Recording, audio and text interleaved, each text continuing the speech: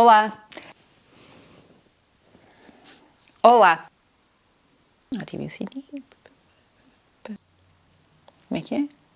Aqui é esta posição que não ajuda muito. Olá!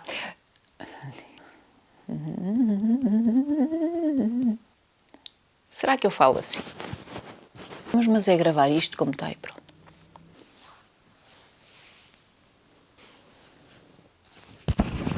Olá! Bem-vindos ao 7º episódio desta nova série no canal 52. Como sabem, há uns meses desenhámos um caminho novo para a nossa vida, no sentido de uma vida mais tranquila, com menos pressão, a fazer aquilo que nós mais gostamos de fazer, que é criar e, sobretudo, mais perto da natureza. Mas se querem saber mais sobre isso, eu aconselho-vos a ver os episódios 1 e 2 desta nova série. E como estas mudanças não se fazem de um dia para o outro, há aqui várias fases que nós temos que passar. Primeiro, tínhamos que vender esta casa. Já está. Fazia também parte encontrarmos um apartamento para alugar, para ficarmos enquanto não encontrássemos a casa nova e enquanto tivéssemos que nos manter aqui por Cascais. E isso também já está. É um apartamento onde vamos entrar daqui a uns meses. E vai ser engraçado ver como é que nós passamos de uma casa relativamente grande para um apartamento bem pequenino. Fazia também parte reorganizar e reestruturar a nossa empresa, o nosso ateliê. E isso já tem vindo a ser feito, dia após dia, semana após semana. Sentimos que as coisas estão a acontecer e que nós estamos cada vez mais perto do nosso objetivo. Mas falta a coisa principal. Falta encontrar a nossa futura casa. Desde que colocámos esta à venda, começámos logo a procurar outras, temos uma grande lista de casas para ir visitar e neste momento já visitámos 6.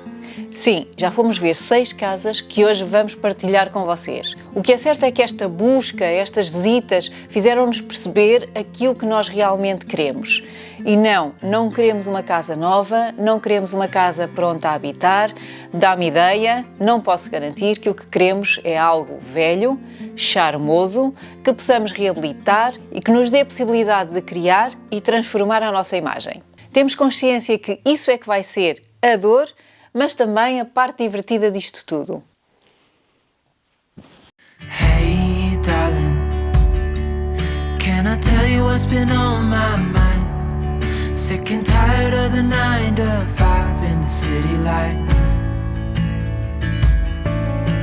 Hey darling, we could get out of town, see the beautiful world around, wanna see it now. Our bags and get in that car, leave a little note and we'll drive real far. Let's get out, we can leave this city, let's drive to the open air.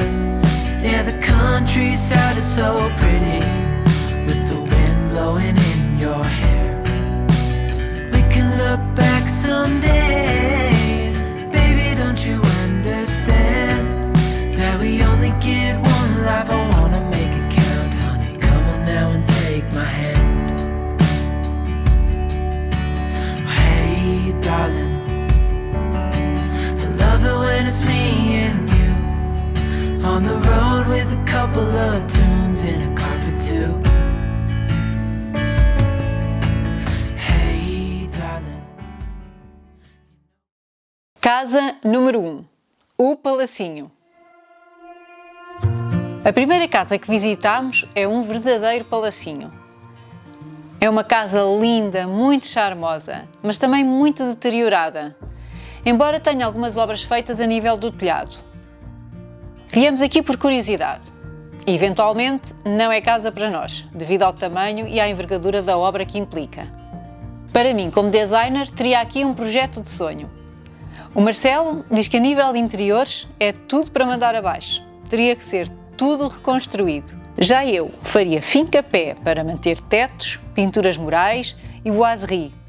Julgo que teríamos que fazer aqui um compromisso, o que seria uma luta com muitas cedências de parte a parte. É mesmo uma pena o estado em que está. São 3.300 metros quadrados de construção, num local muito tranquilo e muito bonito. Um T5 com salas bem amplas no andar superior e uma torre à qual não conseguimos subir.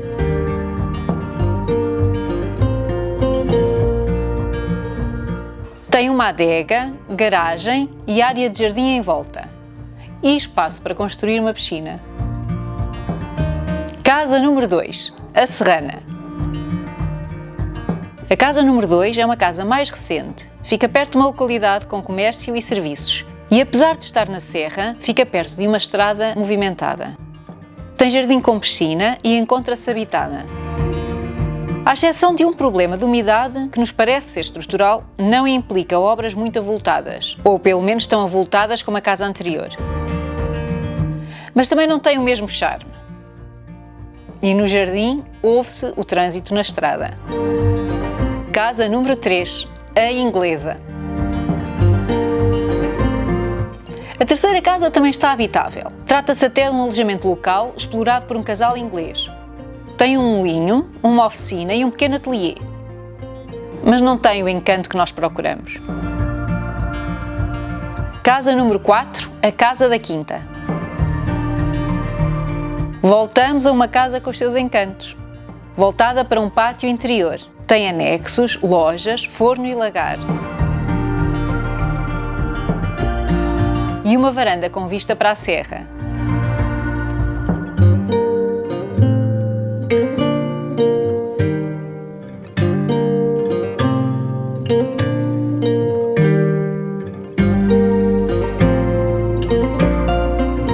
São 200 metros quadrados de construção num terreno de 5.000 metros quadrados.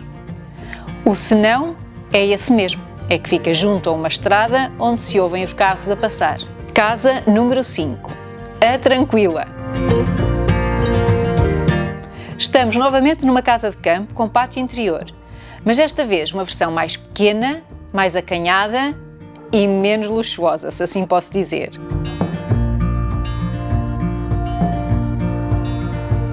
Tem várias lojas, forno, adega e terraço. São 280 metros quadrados de construção num local muito bonito e muito tranquilo, talvez o mais tranquilo de todos. Casa número 6, a Ruína. Por fim, uma verdadeira ruína. Não há muito a dizer sobre esta, a não ser que tem um grande terreno, tem acesso por uma estrada muito movimentada e um valor muito elevado para aquilo que é. E pronto, estas são as primeiras 6 casas que fomos ver. Desta lista há 4 riscadas e 2 que ainda não colocámos de parte. Querem saber quais são? Tentem adivinhar. Por enquanto, a nossa busca vai continuar até termos a certeza que encontramos a casa para nós. E se querem continuar a acompanhar-nos neste caminho, não se esqueçam. Listen very carefully. I shall say this only once. Subscrevam o canal, ativem o sininho e sigam-nos nas redes sociais, no Facebook e no Instagram. Vocês não perdem pitada e nós agradecemos. E não queria terminar este vídeo sem antes dizer que enquanto nós procuramos casa com alegria, outros há que por estes dias a procuram com muita tristeza e com uma grande dor. Com esses está o nosso coração.